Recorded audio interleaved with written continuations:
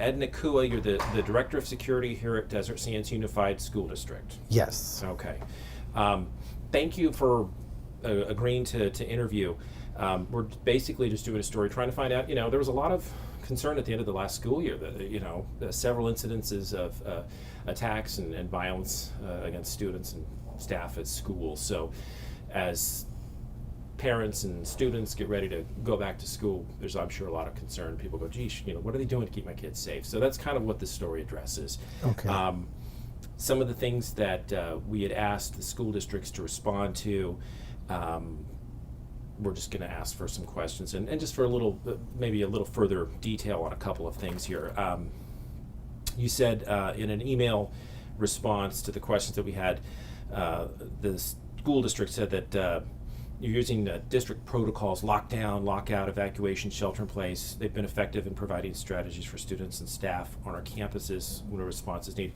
Have there been examples, do we know any of those in the last school year or so, where things like that have had to happen, where these have come into play, shelter in place? Or Yeah, and I don't know if you're just talking about in our school district, but those protocols were developed over the last few decades. Because, in the late 90s, that's when we started really having a problem with active shooters on our campuses. And over the years, hundreds of school districts and police departments have reviewed what the best response would be. So for example, the lockdown response, in our schools, we use steel doors, right? And those are industrial doors. So to get past those doors, it's quite a challenge. And it buys our students time and our staff members time.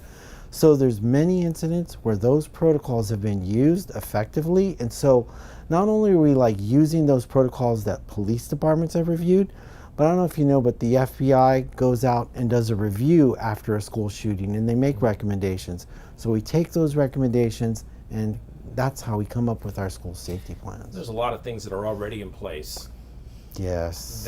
That are already being used, that are already hopefully keeping kids and faculty safer when they're on campus, then, is what you're saying. Yes. So over the years, we continue to improve, continue to build on not just the protocols, but the strategies we use. And, every year we're trying to refine what we do to get better. And we lean greatly on the research that is done after these incidents and our own experience as well. Okay.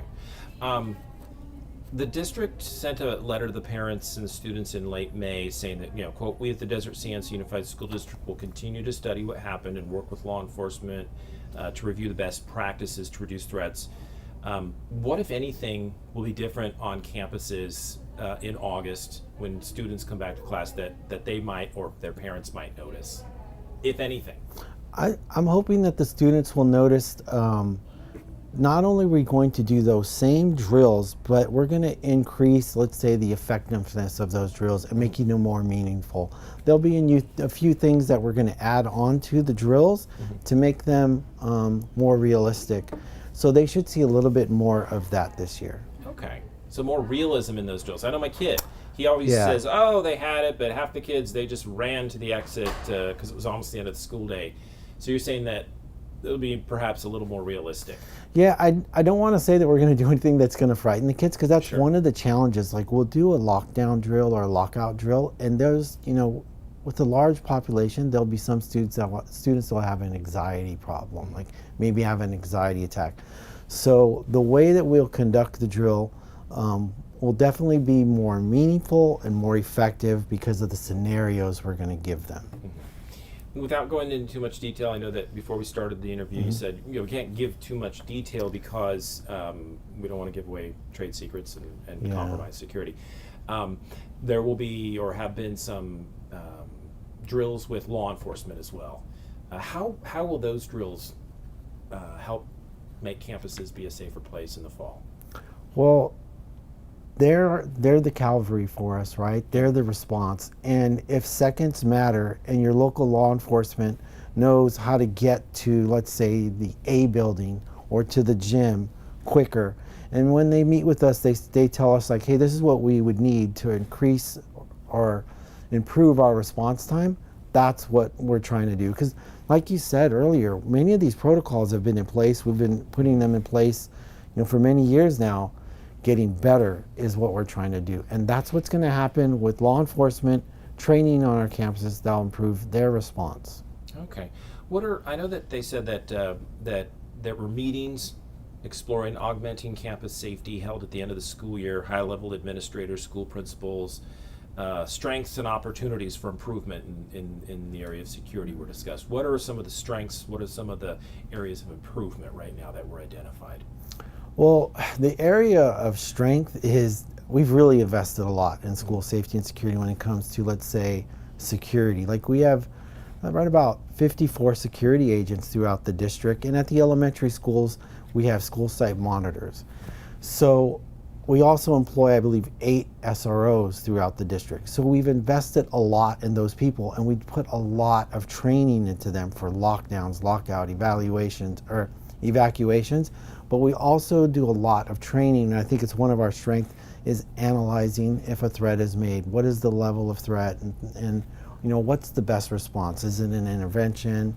You know, we work with law enforcement on a daily basis on significant incidents that occur. So if something happens, it's not just the school principal, it's school district security and law enforcement responding together. That is absolutely one of our strengths. The fact that local law enforcement agencies know our protocols and they know how we will respond is another strength. Where we can improve, I think that was on the technology side, or at least a piece of it. We have a good camera system, but we're going to look to improve that, adding some artificial intelligence that can help us alert us, like when an intruder comes on campus, and do some other cool things that can really help narrow down what we're looking for.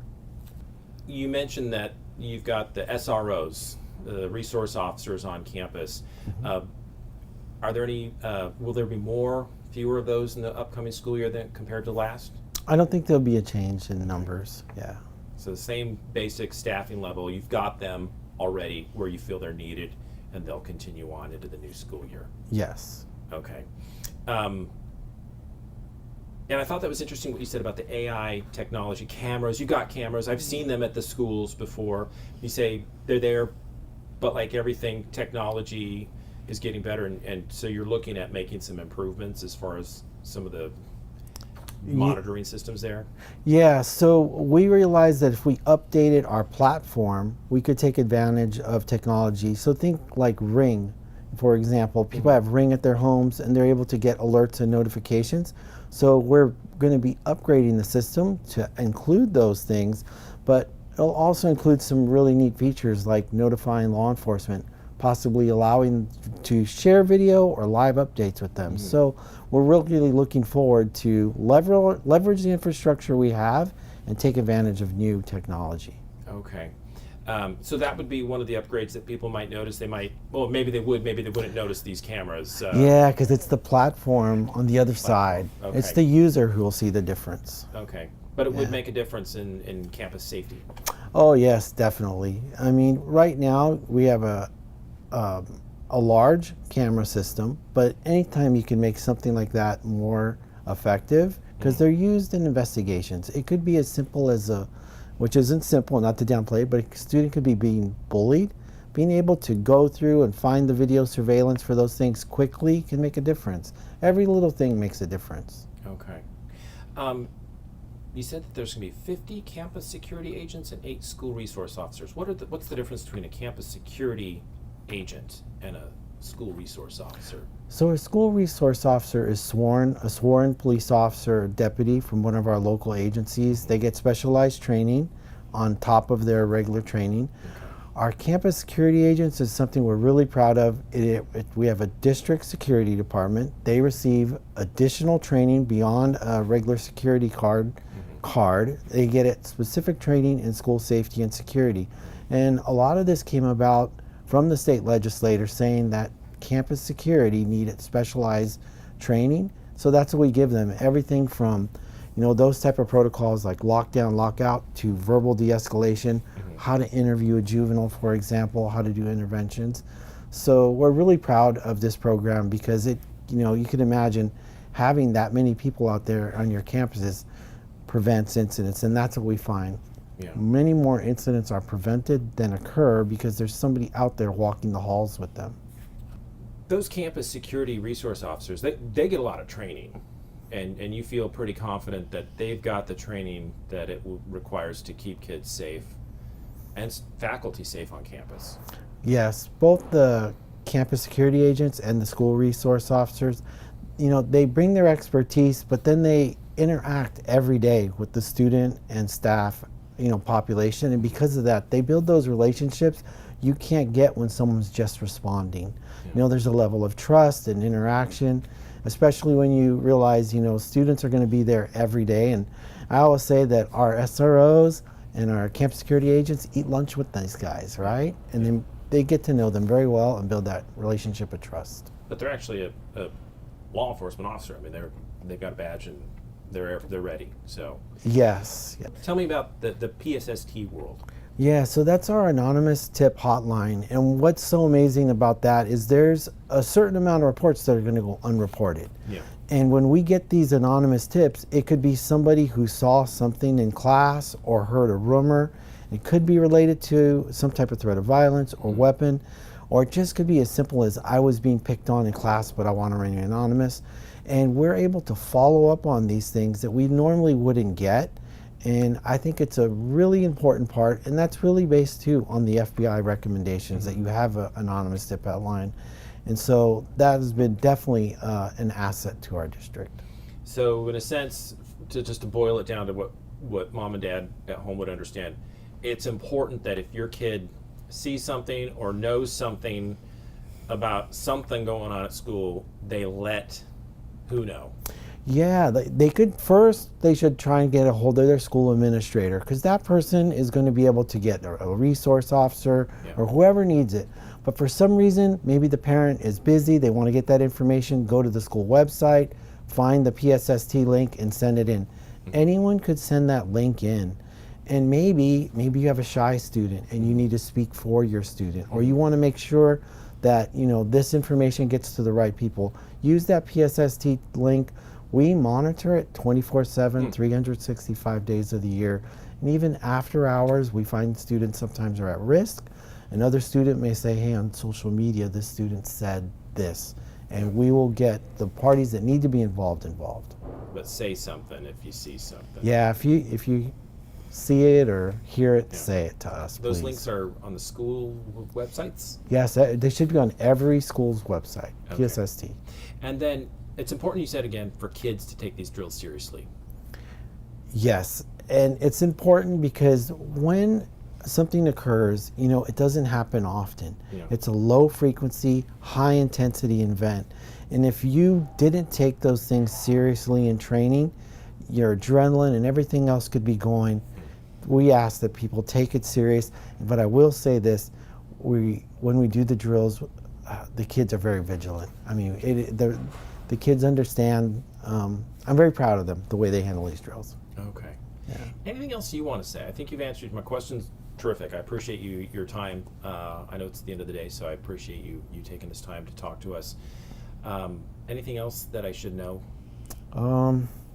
No, I appreciate this. I want parents to know that the Desert Sand security team and staff are out there to help keep their students safe. If they have something, bring it to us. Let us help. We'll do the best we can.